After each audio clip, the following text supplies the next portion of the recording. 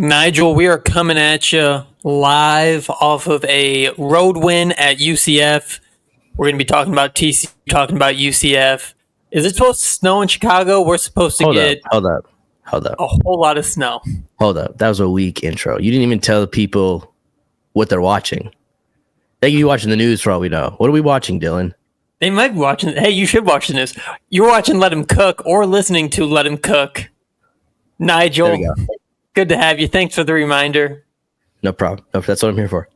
Is it snowing in Chicago? Are you guys going to be in Snowmageddon? Not yet, but we are getting quite the interest tomorrow. We already got the email from work today. It's an optional remote day, so I will be taking advantage of that. But yeah, it's supposed to get some hefty snow around 9 a.m. tomorrow. So not looking forward to that. I think you? I will be in the storm chaser for most of the day tomorrow. I think it already is snowing in southern Iowa, so this is the news. If you don't have to be on the roads, please don't be on the roads. Could get a little dicey. This is a primary source. Yeah. It's hilarious how like jobs will tell you to go. Like my job would be like, stay home. And then your job is like, get in the car and get the camera out. Right. I need you to multitask, drive and record at the same time. Like, and then, oh man, shout out to not only Dill, of course, but all the other photogs in this crap weather. Yeah. Think of your local photographers tomorrow. Let's talk about Iowa State. That's what the people are here for. Momcilovic coming back is kind of going to be the story of the show today. I feel like it couldn't have happened at a better time. We had a sad, dark, abysmal podcast last week coming off of 3 losses. Iowa State gets Momcilovic, looks like the team that we thought we knew. Is it as simple as we are just a lot better? I mean, like, we beat TCU by 30 points. I was like trying to find the last time we beat a conference opponent by 30 points. I have no idea when that was. Otts has never done it. As far as I could tell, Hoiberg had never done it. So I don't know when it happened, but it's been a while since we 30-pieced a conference team.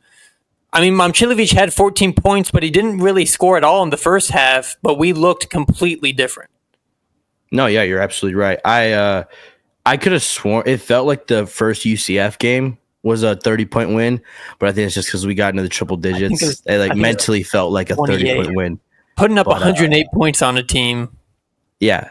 I mean, it's still I'm not knocking that performance, but no, yeah, Saturday was definitely our most complete performance. One could argue, you ask Otts, he probably wouldn't even say that was, their best 100% performance, which again, we haven't seen it yet this entire year, and this year so far has been pretty solid. That gives me a great feeling going into March. But it was a great effort, obviously, on Saturday, but also too, just you can see the impact that Milan brings, and how his presence, even if he's not going to have 14 points, like obviously that helps, but just his presence out there is going to make people drag off others. And if you do want to, solely focus on Keyshawn, Taman, Curtis, good luck, because you got that 6'9" boy from Wisconsin in the corner ready to bang out at the drop of a hat. So it just goes to show, man, what the versatility he can bring to this team, and what we were missing in that stretch of games where we didn't have him, obviously. But also too, we also experienced since the last UCF game, and it's funny that like this is like the game stretch. But yeah, this was a shit sandwich. This period of time has been rough to be a Cyclone fan, because you got the first back-to-back wins, UCF, Arizona State. You then lose 3 in a row. It's a lot of shit in that sandwich. And then you top it off with the top of the bun, top of the sandwich wins with TCU and UCF. So it's just, I don't know what it was, but UCF was kind of like the start and finish of the dark ages, it seems to be in our schedule. But I'm just happy we were able to pull it out on Saturday, because I feel like that was the huge momentum boost that obviously led into today. And like, I think, I can't remember who was on the call for the Iowa State K-State game. Might have been Settles. And like, I'm watching the K-State game right now. They look completely different. They beat Kansas. They beat us. I think they've won 6 conference games in a row. Could make it 7 tonight against Arizona. So it's already a quad 2 loss. Iowa State was kind of getting dragged for being the only top 25 team in net with a quad 3 loss. I don't think Kansas State's going to be close to a quad 3 loss by the time the season ends. So, I mean, still ideally, West Virginia just lost a bad home game to BYU. Like, I think the loss to West Virginia on the road and obviously the home game to Kansas State are still the most unforgivable losses. And, you win those two games and you are right in the thick of it for a 1 seed in the tournament. But like you said, I think just Momcilovic coming back just gives this team so much juice. And like this part of our schedule really opens up. I was a little worried about tonight. UCF has played really well, like during the Big 12 at their home place. Especially at home. Yeah. Yeah. But go ahead. Houston only won by 1 point there earlier this season. UCF beat Texas Tech in their conference opener, and that was in Lubbock, actually. That's probably their best win of the season. So for Iowa State to take care of business, and I think the score was a little bit closer than the game actually was tonight. It felt like once the second half started, Iowa State kind of had things under control, and then I think we were a little too much on trying to run the clock out, but I think Iowa State is just in a much better place. You still got at Houston, and Arizona still comes to town the first day of March. But next up, you got 2 home games against Cincinnati and Colorado. Like, I think we can kind of put that 3-loss game behind us, or 3-loss stretch behind us. I would hope. The rest of the schedule, there's more trap games than just like losses that I see. Obviously, we know what Arizona can do to us on a good day for them. So I don't necessarily want to essentially write them off just because we're at home and we have Hilton behind us. But again, that's going to need to be a game that obviously we're going to have to bring it not only as a team, but like from a fan perspective, everyone. Like it's going to take everybody to win that type of game. But also too, even like you mentioned BYU, like Arizona, like West Virginia had a bad loss today, lost to BYU, but BYU this entire year has had a projected top 10 pick on their team. Yep. Igor Demon. Are you aware of his game? I probably this tonight when they were playing West Virginia was the most I've watched BYU all year. Played really good. Well against Javon Small. Yeah. Yeah, he's good. So I there's no one I necessarily want to write off, especially this last stretch, because I know how daunting this last stretch of basketball can be. Like February feels like forever, despite it being the shortest month when it comes to basketball season. And really, I think it's just the anticipation of March too. But still, I don't want to take, knowing how easy it is now to fall into that 3-loss skid. I definitely don't want to write anybody off. But as you like we said, these next 2 games at home, extremely winnable. Hopefully we can just carry this momentum from UCF and TCU into the next 2 games as well. Also, there might be some inexplicable force of why Curtis Jones. Did you just tear a tag off your T-shirt right there? Yeah, dude, it was bothering me. It was like, okay. Like stupid. All right. Like specifically on canvas tees, how it's like really long and like itchy, just right in the spine. We gotta go. That's gotta go. It was smooth. It was just one fluid motion, much like a Curtis Jones jump shot. Hey man, I've been hitting the gym. Me and Curtis have been in the gym. That's the result of that. Kurt had 24 points against TCU. Looked like his old self. Just looks like so much more confident. I was talking right before we started recording. There really is something. Not only is he the best 6th man in the country, now that he's back to being the 6th man, he is just like way better than the other team's 6th man. Like tonight it was Mikey Williams. Yeah. Come on. Those 2 guys are just on different levels. And when he subbed in against TCU, he just looked like Curtis from January and like December and the Curtis we've seen all year. And he just looked so much more fluid out there. I don't know if it's the rotations.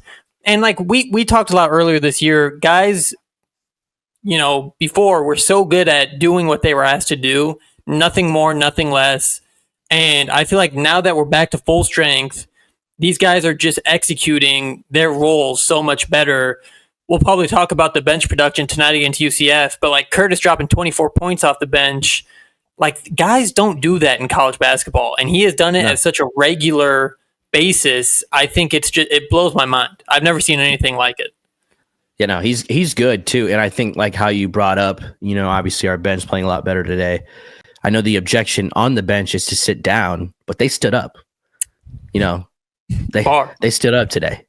So I got to commend them. I want to take a moment to give my deepest and sincerest apology. I was pretty hard on them, especially Chatfield and Heisey last episode. I just want to say from the bottom of my heart, I owe you an apology. I was not familiar with your game. So kudos to both of you. You came and showed up today. And I look, this is the type of production that I always knew was capable of those two. More so from Heisey than Chatfield. I know Chatfield is a little bit more limited offensively, but the tip and dunks, the screening a body hard, rolling to the basket hard, get a nice 2-hand jam, 2 hands for safety. It's things like that. And then also too, I think the difference maker with Heisey specifically tonight was how aggressive he was. Like, even on his misses, he was driving to the basket with intention. He was shooting the ball early with intention. That is going to be the difference maker. It solely is a confidence thing with him. It's not a lack of he wasn't that big of a shooter at Northern Iowa. Like, I don't want to hear any of that. Like, it's a matter of, what are you going to do now? How aggressive are you going to be? Because there's going to be moments of time where we just need you. And obviously we needed them all today because the first half wasn't that pretty. And I feel like their play really helped us in dry spots. So I think that can continue to be their role going forward. But again, it's all about being aggressive. It's doing things with intention and not playing timid basketball. And tonight, neither of those two did that. Very little hesitation. Heisey and Chatfield combined 8 for 10 from the floor, 17 points between the two, and then 8 rebounds combined. So that is like, combined is one really good game from a starter. And as much as their minutes, like, I bet their per 30 stats tonight were incredible because they were just so efficient on the time they did have on the court. Just a really good game for them. I mean, we were hard on them, but half of the problem was they weren't even trying to shoot the ball. I mean, like, those guys shot 1 basket from the floor in 2 games combined, and they shoot 10 tonight. So, again, I think it is just something about, like, once you get to full strength and you just remember who you are. Like, I think it's a lot of confidence. Heisey shot 4 3-pointers tonight. That might be his most attempts. It has to be close. And to just shoot him in stride, too. There was no hesitation and then had to pass out of it. It just opens the door where, like, Momcilovic didn't have a great game tonight, but you don't need to have a great night from all your starters when your bench is as well-rounded as it was tonight. And it wasn't like Curtis had a legacy night, but those 3 combined off the bench played really well. I do want to ask you about this because I think one of the sole bright spots of bench play was Demarion Watson during that stretch. You kind of expected it coming to see Demarion Watson's minutes drop off once Momcilovic came back. Is there any, I was kind of pushing against it to have a 9-man rotation earlier in the season. I don't see what it would hurt. Like, I think Watson just brings so much hustle that, now you want a deep team. Now he wants a deep team, guys. I'm just saying, man, we've seen him do it against Big 12 opponents. I don't understand why he can't find 5-7 minutes in a game. No, yeah, and again, I've been pushing for this all year. I know. We've had off-camera discussions, and as you said, you were a little standoffish to it. But again, I think it's just like TJ's so traditional in the 8-man rotation, and it's a very, just obviously from an offensive standpoint, it's very conservative, like coaching, and that's kind of just his style. I get that, but again, you kind of have to be aware of the moment and what you have in front of you, and the Cyclones this year are 9 deep. If you want to get cute, you could toss Noyes out there for shits and giggles, but I wouldn't, just due to lack of experience. But no, yeah, I don't think this is like a team that, we had Watson enter the game, it would have been worse. Like, there would have been extreme fall off. Like, I think it's all about due diligence of how you split up those minutes. I think maybe take away a little bit of Heisey and Chatfield's minutes combined. You can toss those to Watson, because I don't think he needs to be in the game for a crazy amount of time to make a difference. I think it's just it's nice to throw a different person out there who may not be a top priority on the scouting report. Well, as an Iowa State fan and as an Iowa State coach and on TJ's staff, hey, this guy can make an impact at any given moment. Let's put him in the rotation here and there. It doesn't need to be all the time, but again, I think there's just certain types of opponents that Watson kind of fits to that type of play style and that type of moment, essentially. But yeah, no, I definitely think there's not. This is not a world where we can't have a Watson and a 9-man rotation on this Iowa State team, because you see the top teams in the country, they're deep, and that's their advantage. Is, hey, sure, we're going to play hard, we're going to play right, we got talented guys, but we also have a lot of hard playing talented guys, so it just gives you that extra edge that not every team has due to lack of talent. Florida comes to mind. I watched them play Mississippi State tonight. They had one of Let's not forget Auburn. They beat Auburn at Auburn without one of their best players. Like, Florida's been battling through injuries. Clayton was down, then Will Richards was down. They lost another player tonight. Looked like he sprained his ankle.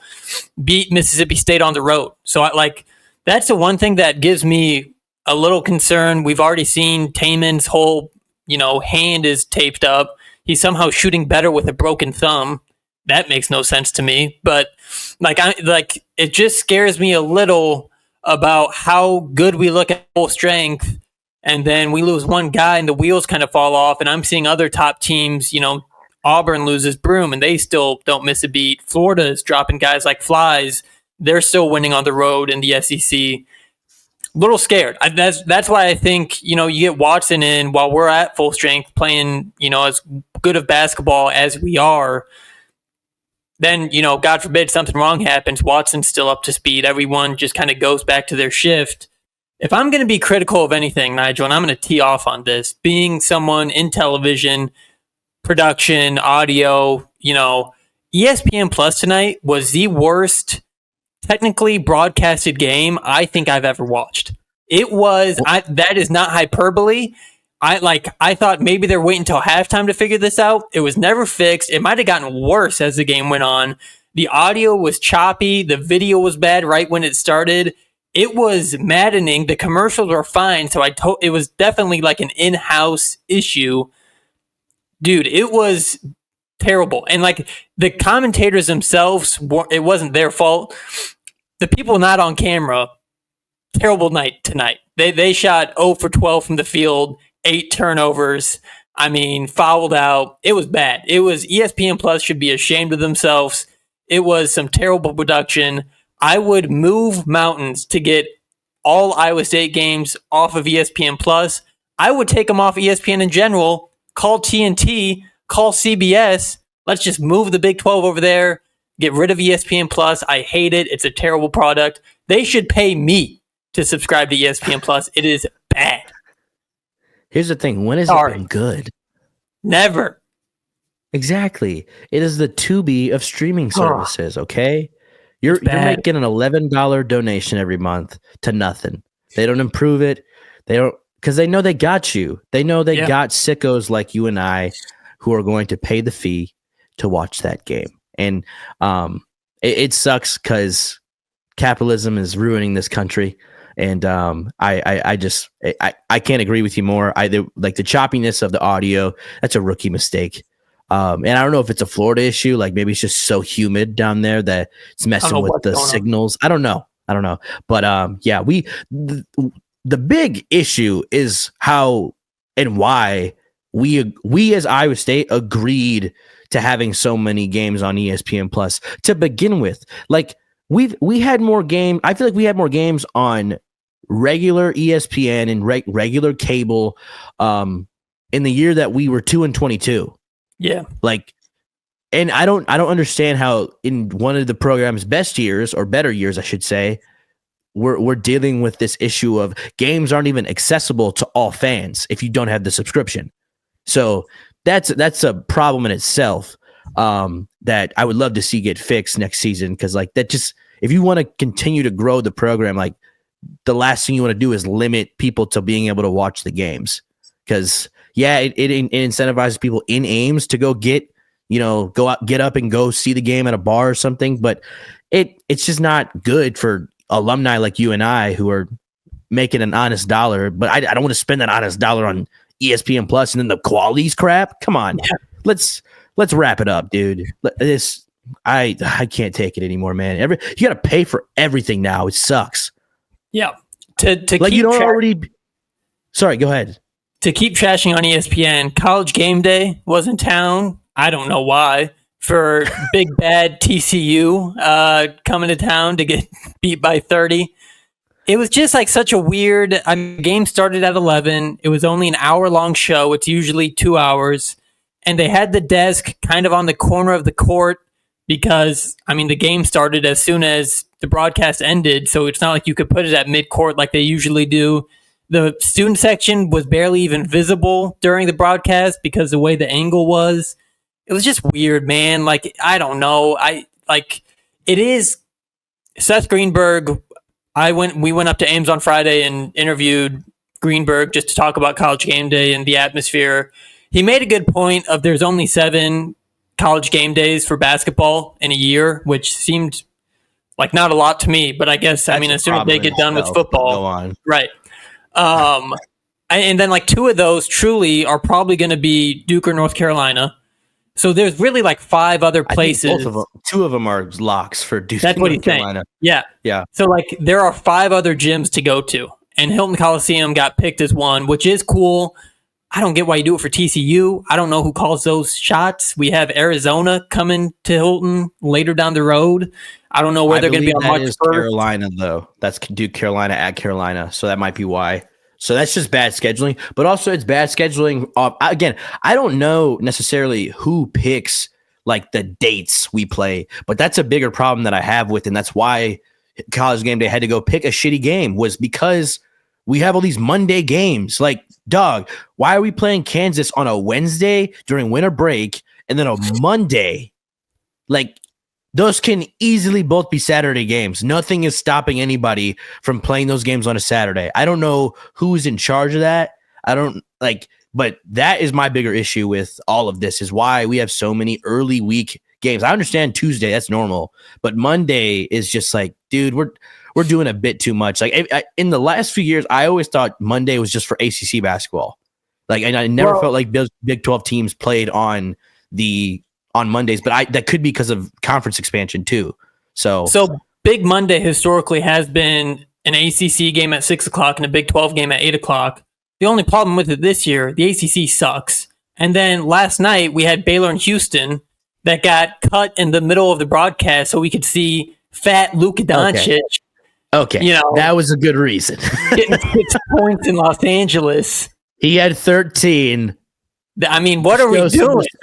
Show some respect. All right. We got the Houston Cougars battling the Baylor Bears, and we're cutting away for Luka huffing and puffing down the court.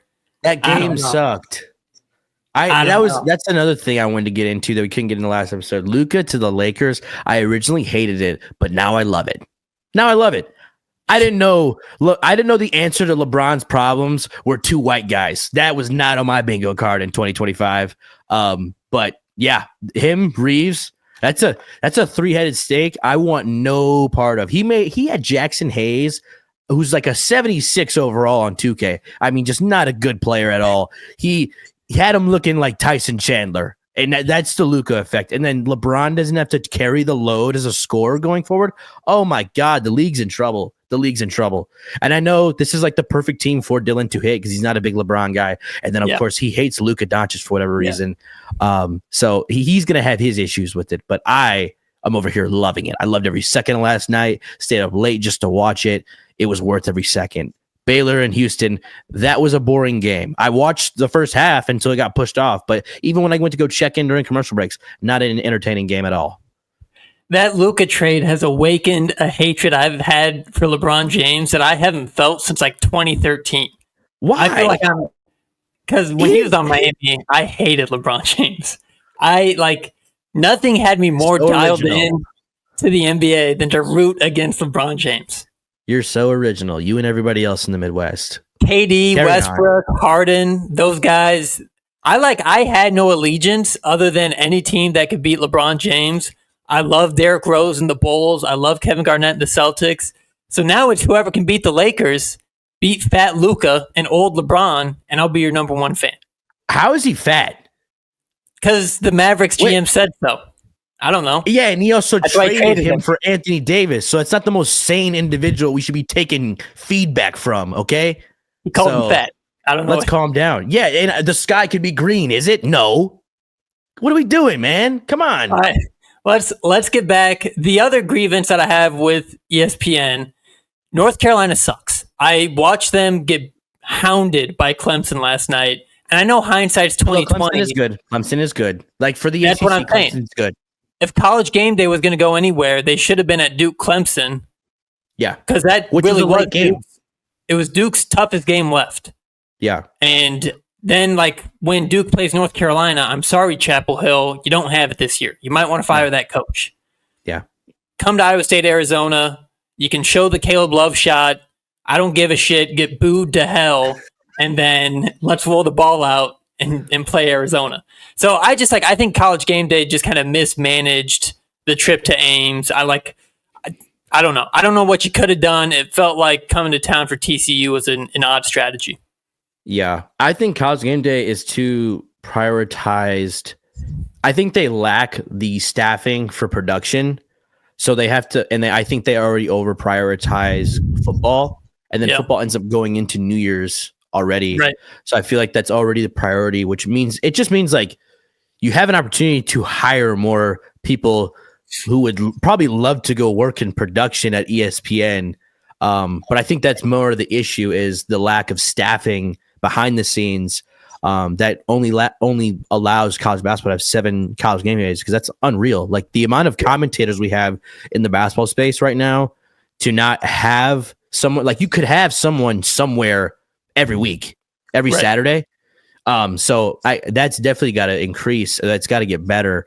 Because with ESPN stealing $11 from hardworking civilians, you should be able to afford all these people to go work for every college game day for basketball season. Like, what are you doing with this money?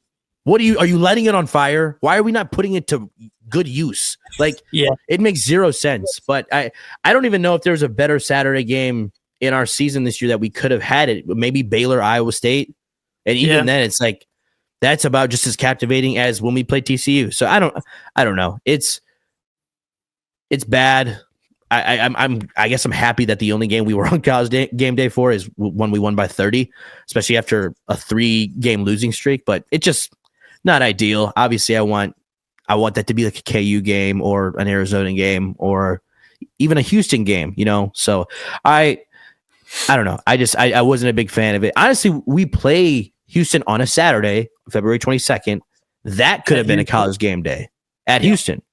And it's not in our favor, but it's still a huge game where on national TV you can do the unthinkable and beat the Cougars at their house. So I don't know. There's definitely solutions. I just feel like it's more of a staffing issue. And again, this is me just spitballing. I don't know to be specific, but definitely we need some more bodies at ESPN clearly, or I'm gonna have a problem because I'm not gonna keep giving the $11 donation just to give it. I want to see some production. Damn it. The other thing that bugs me about the College Game Day and the basketball sphere is I think College Game Day in football does such a good job of showing how big that sport is. They've gone to Appalachian State, they've been to Brookings, South Dakota for my Jackrabbits. They go to kind of these smaller, less highlighted schools in the country and then do a really good job of telling that school story, because you have 126 football teams to choose from. You got 360 basketball schools. There is so much to college basketball. And I know the casual sports fan isn't watching Eastern Michigan, Ball State go to overtime like I was today. Jesus Christ, dude. Nigel, Eastern Michigan had... You have a problem.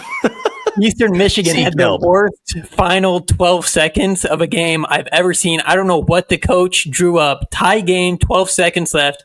They walk the ball up, point guard dribbling, 2 screeners.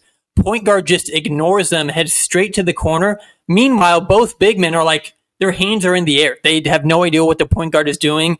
Forces up a jump shot and a double team. The game goes to overtime. Didn't watch overtime. Not sure who won the game. What I'm saying is, there is so much to college basketball. Going to Duke, North Carolina twice a year for a game that everybody has seen a billion times. Go to St. like St. Mary's Gonzaga. Go to like some of these like smaller traditional rivalries and highlight the width that college basketball is, instead of kind of doing the same thing every single week. And 7 weeks, like you said, is not enough. Can you imagine College Game Day in Maui, like doing that in Lahaina in November during Feast Week? That would be awesome. Yeah. I mean, it's a little harder to do it at Maui just because like you don't have a lot of context of a year. Like usually once game days start kicking in, it's January and the whole they have the problem is too, they wait until conference season when for football, College Game Day can be Iowa State, you know? Yeah. So the format of both sports seasons are different. So I think that's half of the reason as to why you see that issue. But also too, like I just can't get over the fact that outside of, you know, college basketball not having enough games, that even through overall just us not having a lot of, you know, coverage through that resource, that there hasn't been more like outrage. Because like, and honestly too, I don't want to have like I like Duke. I've been a Duke fan since I was a kid. I don't want to see I'll watch the game whether it's College Game Day or not. So like in years where the historically, you know, like locks of games that they're gonna cover, if one team is just drastically worse than the other, dog, we need to get it off the airwave or just go to another school. It can still be on cable. I am not saying put it on ESPN Plus because that'll never happen, but it does not need to be game day. And also too, everyone's gym is so different that the setup is always going to be so different. Like Duke, despite it being a small gym, they get that College Game Day set on and off that floor fast as hell. I don't know why they can do it there, but they can't do it at Hilton Coliseum. I think it's because they've been to Cameron so many times that they don't know the directions in Hilton Coliseum or something. I don't know. But I just feel like overall, like they got to diversify it for sure. And not necessarily just do those kind of like cookie cutter games like a North Carolina Duke. I mean, you can go get rugged. I'm not saying go out to Eastern Michigan on a Saturday. For the love of God, nobody needs to see that. But definitely like a Tennessee, Kentucky, or what? He's not even listening to me, guys. This is crazy. Oh my God, Nigel. Why couldn't have Arizona did that to us? There's 6 seconds left. They threw the ball away on the inbounds pass. They're down 3. This is the exact moment that Caleb Love tore our hearts out, and they forget how to inbound a ball. He just threw a 500 lob to half court. I think Jerome Tang is committing witchcraft. Oh, what is going on? In the basement of the Kansas State basketball facility. I think there's witchcraft being performed in Manhattan, Kansas, and the proper authorities need to be notified because there's no way the Wildcats are this hot. They're about to be 7-6. Did they started conference play 1-5? Didn't they? Yeah, it was bad. Tough. Anywho, okay. All right. How about it? How about them Cyclones, man? I mean, at least we know Arizona ain't legit. That means we can take care of business at Hilton. That makes me feel better a lot, actually. But anywho, like I was saying, definitely need to diversify game day. That's all. Yeah. Let's get a little bit back on track. I do want to highlight. Oh, here's Caleb Love. Airmailed it. Airball? Yeah. 73-70, the exact same situation. Put it about 10 feet over the backboard. I'm gonna commit crimes. At this point, it feels personal.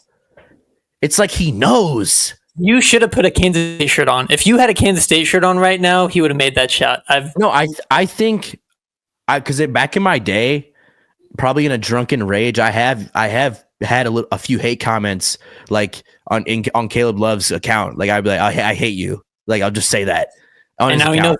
I think he stalked my Instagram, and he knows that I'm both a Duke and Iowa State fan. And he said, "Bet when I transfer to Arizona, I'm gonna give that boy the business." Yeah, and he no one else. And I'm gonna suck the rest of the year. That's what I do. I'm Caleb Love.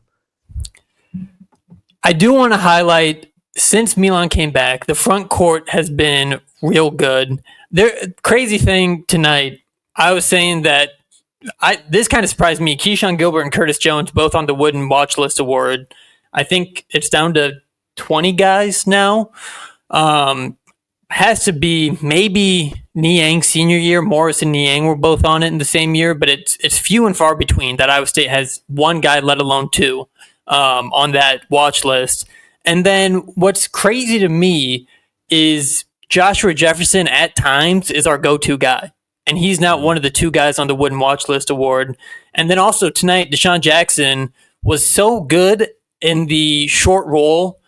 Like, UCF would just shift their entire defense to the strong side, and then there was like two defenders on the weak side that just couldn't play defense. Deshaun Jackson had 2 or 3 pick and rolls where it was just like a snowplow coming right down the paint, and nobody wants to get in front of a full moving Deshaun Jackson. I don't care how brave you are. Jazz Kuntz wouldn't try to take a charge on Deshaun Jackson coming down the lane. He just, like, I think this team, UCF, call a spade, real bad at defense. One of the worst defensive teams in Power 6 basketball. Not good at it. But Iowa State still executed at a very high level tonight. And like I said, it's not always the two guys that are getting all of this kind of noise for being, two of the best players in the country. It's just like such a team effort. When we are playing our best basketball, it's usually we have 5 or 6 guys that scored more than 7 points. Yeah. And I mean, that's why my big thing, I was harping early on in the year of like, let's try to get a game where our starters can all get in double figures. And we have yet to get that type of game. Cause like I said, with Milan, it's either 14 to 19 points or 3 to 5 points. Yeah. No in between. He's on one or he's off one. And I'll just, my conclusion of that will just be it's a sophomore slump. I don't know. Maybe he comes back for year 3 and he turns into actual 2011 Dirk Nowitzki. But I just feel like obviously now the depth is there, and the fact that we're having conversations also that we can go deeper is just a testament to how good we actually are. The key is people just have to continue to be aggressive. That's what you saw today, even in Milan's game.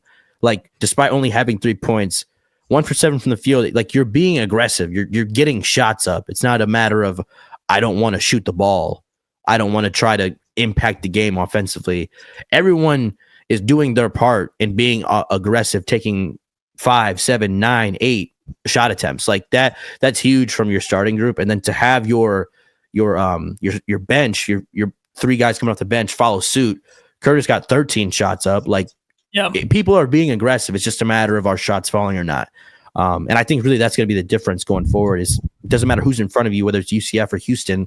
Like that team needs to feel you offensively, and they need to feel you making an impact or trying to be aggressive, because it's going to make people back off, especially with how inconsistent Big 12 refs are. I mean, you can't just get away with murder out there. Like, they're either going to let you do anything or they're not going to let you do anything at all. So it's a matter of just staying aggressive. That's got to be the one consistent thing on offense. Like, shots will come and go, but aggressiveness cannot leave this team going forward. Another thing that was kind of crazy about tonight's game, I didn't know maybe they did mention it when UCF came to Ames, but I don't remember it. Keyshawn Hall and Keyshawn Gilbert, both UNLV recruits, and they were roommates. I didn't know that much. And they were roommates. Was that a Vine back in the day? Nope, that was a Vine. That was a Vine. Those are the days. All right. TikTok about had the same fate. Yeah. But like both those guys, UNLV. Are you familiar with the Runnin' Rebel Girl lore on Twitter? Were you around for that? No. I'm familiar with the Runnin' Rebels, like Larry Johnson, right? And those. There's a unhinged lady on Twitter who Iowa State fans met her when TJ came from UNLV to coach Iowa State, and basically, I know of this person, right? But I don't engage in her content. Sure. Yeah, I don't recommend it. Yeah, no, but I know she was essentially the whole premise is when TJ came over, she was trying to warn Iowa State fans about how he sucks, and then we started rolling, and then we essentially spin the block on her. Yeah, no, I got you. I hope she was not watching tonight's game, because really the only player that looked worth his salt was a UNLV transfer from Keyshawn Hall, and then to ironically playing for TJ. Yeah.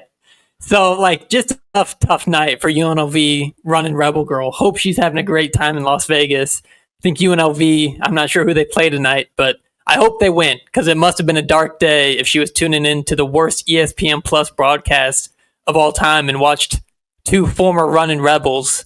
I mean, they were the two best players on the court tonight, and neither of them are in Las Vegas anymore. Here's the thing. If you live in Las Vegas, your life sucks. That's a place that you only go for a good weekend. If that's your everyday, if you're spending Christmases in Las Vegas, oh my God, I know your breath stinks, but that I couldn't imagine that life. Just dry, sweaty, smell like liquor all the time. Even in when you're not even close to the strip, like that's just a bad place to live theoretically. And then for someone to actually go and buy a house and start a family there, it's disgusting. And then you're on Twitter talking about UNLV basketball. Get a life, please. Yeah. I think the last time those guys were good was Anthony Bennett. That's the thing. I don't even know if they were good with Anthony Bennett. Like their biggest claim to fame in my lifetime. I know they were good in the 90s with Tark the Shark. In my lifetime, what I know UNLV for is stealing Rashad Vaughn from us about 10 years ago. That's probably before your time. Maybe, do you remember the Rashad Vaughn thing? That would have been like 2014, 2015. Yeah, it was way before my time. Okay. I was a Jabari Parker stan back then. The other thing with Anthony Bennett just being the worst number one pick of all time. That's what UNLV is known for in my lifetime. Kwame Brown that's a terrible one. That's a terrible one, but proceed. Joe Smith too, 1995. And I'm not talking about like Atlanta Hawks Joe Smith. Like there's another Joe Smith, number one overall pick, 1995 draft. Go look it up. He was cheeks. It was, oh God. Some of the first top 5 picks in NBA history, god awful, but go on. I mean, just like crazy that she was talking like that as a UNLV fan for a program that hasn't been relevant as long as I've been alive. Tough. Yeah. I mean, hey, here's the thing, like fit matters, and no matter how people want to cut it, like I get how TJ could not have the same impact he's had in Ames in both South Dakota State and UNLV. Like it's just, I think when you actually care about the school that you're at and you're not, it's not just a job to you, and like those were launching pads for TJ, and that's what those fans lacked to understand, that even as much as his teams were temporarily there, like he was also there temporarily, obviously with bigger and better things on his mind and looking for bigger and better opportunities. But I just feel like that, like this was the perfect fit. How someone can find a great fit as a player at the right program. Like I think this is probably the most fit I've seen a coach ever, maybe, like outside of Scott Drew at Baylor, who I believe he was a manager for the team and worked his way up to being a head coach. Like there's just some guys that ooze the team that they coach for. And it's not every other coach, because a lot of coaches are bag chasers. TJ's in the conversation too. I know people were trashing on UNC earlier in the year, and I know they were talking about him potentially taking Hubert Davis's job. And I laughed that off, because that's not happening. Like I really think they would have to give him like an oil rig.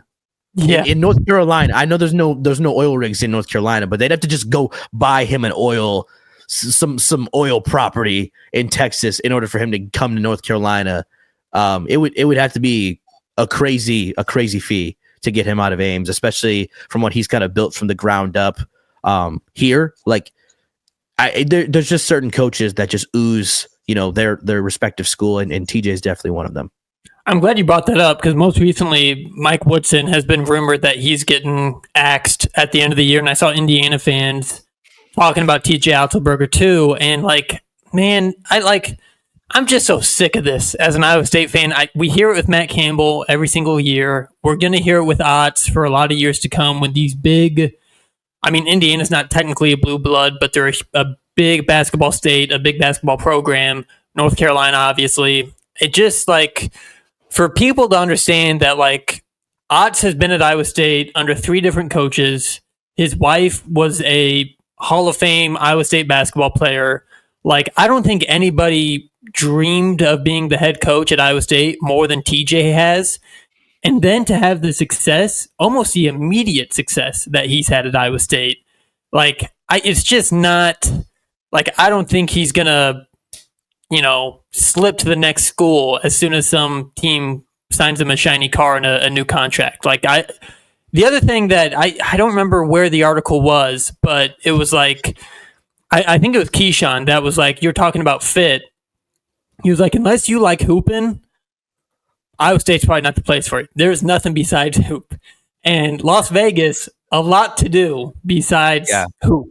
Like, and that's what you said. Like, it's just a fit thing. Like, you're not going to recruit Minnesota, Wisconsin, Illinois, Iowa kids where he has all of his roots, all of his connections to high school coaches and recruiting and his assistant coaches.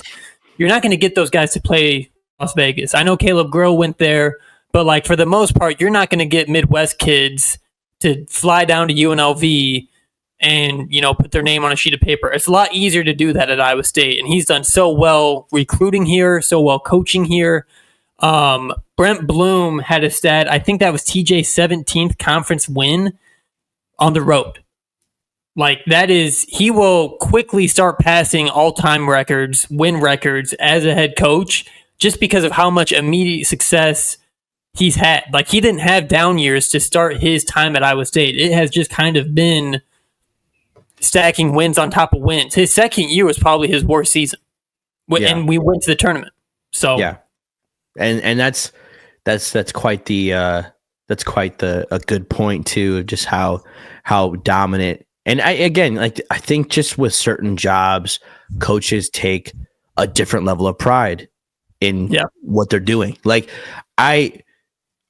we talk about, TJ with his other stints, how maybe his heart wasn't fully invested in it at all the time, but you see it now more than ever, especially the way, he kind of goes through the hills and valleys that obviously being a head coach is, especially with the spotlight now that Iowa State has on it from now, that he's just been able to kind of handle all of this with grace. But I think it all roots from him obviously just having that passion for Iowa State. Like, I just looked it up to confirm because I wanted to get this joke off. But I mean, TJ, coming from what you said, his wife has Iowa State roots. He has Iowa State roots through 3 coaches. He also has 3 kids. I don't know their names, but I wouldn't be shocked if their name was Iowa, one was named State, and one was named Cyclone. Like, that's just how much this guy is a Cyclone. And the fact that he's now entering the Matt Campbell conversation of he's going to go to the pro, like, I'm not to the pros, but he's going to go to the blue bloods. Like, dog, for both football and basketball, we've made it. This is what making it feels like when after every season, your coach has to consider taking another taxing job because you guys are just you're making a school from Ames, Iowa look so damn good. And again, I just think he's just as much of a psycho where he's like, I'm not leaving. And it's beautiful to see. But I also did want to ask you this because I've been seeing it through your guys' coverage. And comparing it to when I was an intern at the news station, because obviously, you're involved in interacting with a lot of high school kids on Fridays and all that good stuff for high school hoops. What I'm noticing in the 515 area is that there is a dynamic shift right now between Iowa and Iowa State, where Iowa, when I was there in college, mind you, this was 2 years ago when I was interning, so not too long ago. But again, it's right in the Caitlin Clark era. It's right after the Luka Garza era. I would go to high schools. I would look at the student section.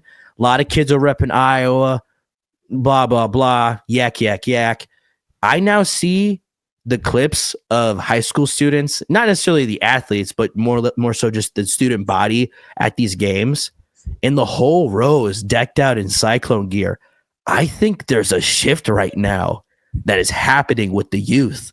The kids have woken up and they've realized that they're 30 minutes from the greatest show in Iowa, and it ain't in Iowa City. Because if you got a map, Iowa City is 2 hours east, and it sucks. I mean, they're going through the ringer right now, and I love every second of it. But it's interesting because I'm definitely seeing a dynamic shift of just like they're becoming the new fad to like, especially with the youth nowadays in Iowa. So I think that's really cool because my entire time actually being in Iowa, it seems like even kids in the 515 were a lot more prone to liking Iowa and just being Iowa fans in general.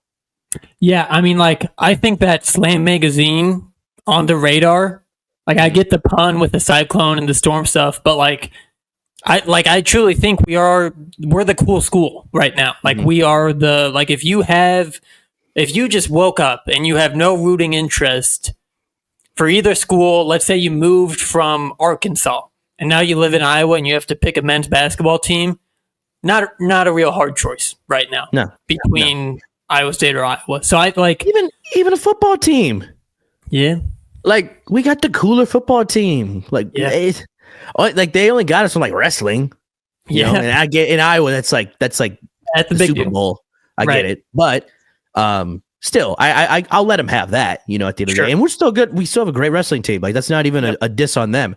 But it's just crazy to see that. Like I think kids are always a great like meter of telling like the future's ours, old man, like that kind of vibe. And I just got that. Like as of late, I've gotten that with the youth in Iowa, especially the 515 area. That is already Iowa State territory. Because that was already such like a moment to me because I assumed all the kids from the Des Moines area were going to be Iowa State fans by location, just like by nature. But obviously, like you said, we're the cool school now, and I'm okay. I love being the cool school. I always thought we were the cool school, but now everyone seems to believe it. So it's awesome.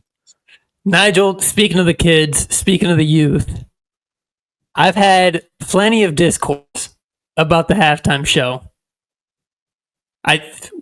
Where are we at on the halftime show? Did you enjoy it? What halftime show? I'm not at the game. Halftime show.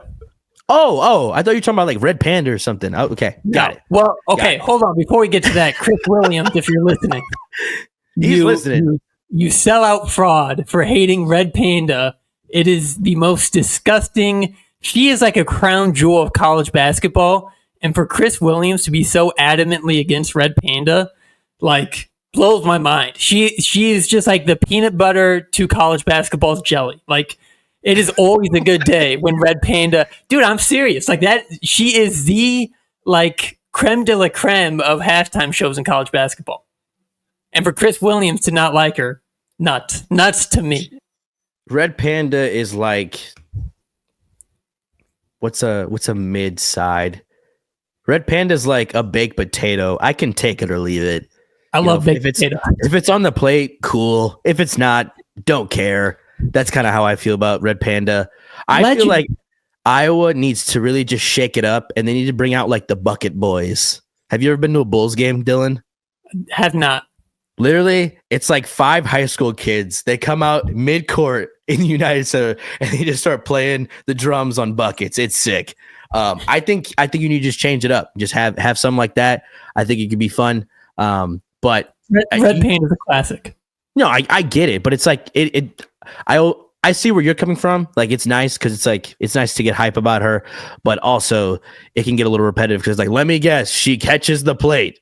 Oh, like I don't know. It's like you can only see it so many times, and Chris has had a lot more games than you and I combined, so I can see how someone that is on his type of schedule he gets very irritated with it because that's like his. It might be the highest degree of difficulty skill in the history of mankind. No, I get if you put Chris Williams on a unicycle and tell him to catch plates, it's probably not going to end well. I get that, but I don't think you could do it to anyone. I don't think. Yeah, I can't do that. Her can do it.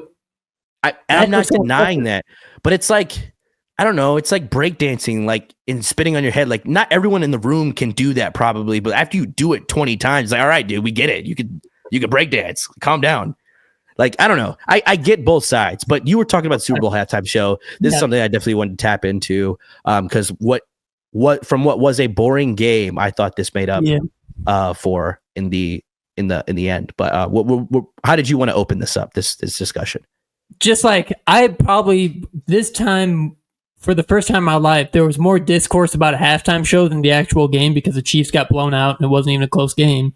I love the halftime show. I love Kendrick Lamar. I love rap music. I loved his new album, GNX. There was a lot of kind of back and forth, whether it was like he didn't play his hits, people couldn't hear him. That's kind of what you were saying. I think it was just bad audio mixing on the production side. But I think, no, because I was part of the I can't hear him crowd, but then I saw the play because YouTube almost immediately put it on YouTube. And I played it back on YouTube Monday morning and I could hear it perfectly. Yeah. So I was like, okay. TV. Yeah. My other friend Dylan, who lives in DeKalb, we were at his house watching it. Clearly it's something wrong with his TV. Like he's got those speakers that are like isolated from the TV. I think it's had something to do with that. But I rewatched it and definitely regained the like kind of taken away appreciation that I should have had for it live. I think your TV setup at home, people, it matters. Like it matters. I think that's a performance you got to watch with headphones that are kind of noise canceling, just so you can hear everything, and then kind of take in the performance as one.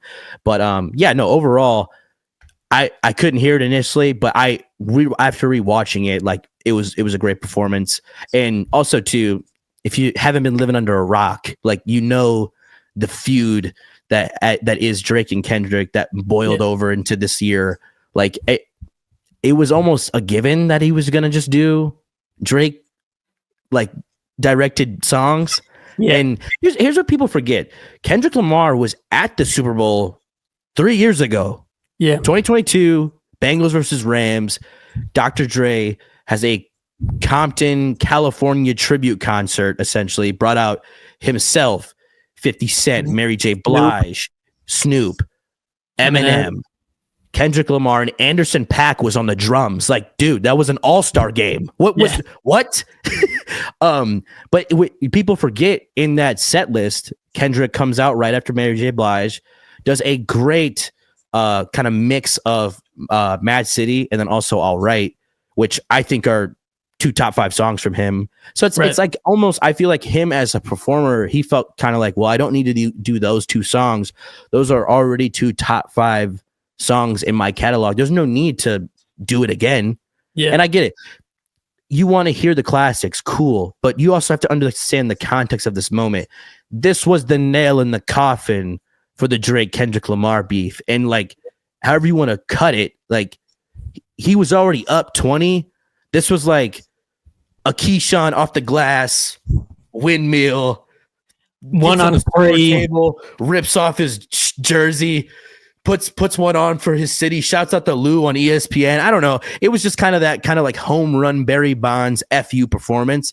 And I appreciated the pettiness because I feel like we lack that in rap nowadays. No, I say all this to say this. I enjoyed it. And honestly, if you had a problem with him not playing the classics, my guy, the reason why people come on to the Super Bowl is because they're probably going on tour for the remainder of the year. You know where you can hear the classics? During that 90-minute concert in your local town. So just saying, anyone, I don't know if Kendrick's coming to Des Moines, but I would lock it in for Chicago. I would grab one of those tickets. If that's solely, you're so passionate about the classics, like you just gotta hear "Bitch Don't Kill My Vibe" live. Like, please go to United Center. It's gonna be there. It's not going anywhere. So I overall loved it. I liked the pageantry. I liked just everything about it. Like the dancing, the subtle breaking the fourth wall. That was awesome. Yeah, I love when people do that. So for him to bring that into the Super Bowl halftime show, that was amazing. But overall, just good performance. What did you think? No, I loved it. I've been defending it since Sunday. I'll tell you this: he's not coming to Des Moines. Des Moines will never get a rap act at the top of their career. It's just not going to happen. To let you know, with Wells Fargo? Yeah, just not. Des Moines, Iowa, not on the top of the list for the best rap acts in the world. We are getting Kids Bop for the second Iowa State Fair in a row. So that's what's coming to Des Moines, Nigel, just to set some context. Oh, my God. No, but I love the Kendrick show. I just want to get your thoughts on it. A little Super Bowl talk on Super Tuesday. We're a little light. We just kind of had 2 layup of games. We have 2 layup of games coming up. Got to take care of business at home. Iowa State should be favored by 10 plus in their next 2 contests. And a big showdown at Houston, which is by Iowa State's toughest game left on the schedule. So yeah, buckle up. I mean, it's going to be a bumpy ride after these next 2 games, but I think if any team's tough enough to handle it, it's definitely going to be the Cyclones. So Godspeed, because this team's going to need it. Come our time to go play the Cougars. But I will say, us winning at UCF today gave me some confidence of being able to beat a team like Houston, because Houston came to UCF and struggled. Barely made it out with the victory. So it really puts it. We're in a good spot. The next key is just staying healthy. That's it. I know it's giving people anxiety of now we've kind of created the narrative for ourselves of we can't lose anybody, otherwise the house starts burning down. But it's a matter of getting your 8 hours of sleep, stretching, taking care of that body. And then TJ, for the love of God, I don't know what y'all had Milan doing in practice to where he broke his hand. Whatever drill that was, let's cut it out.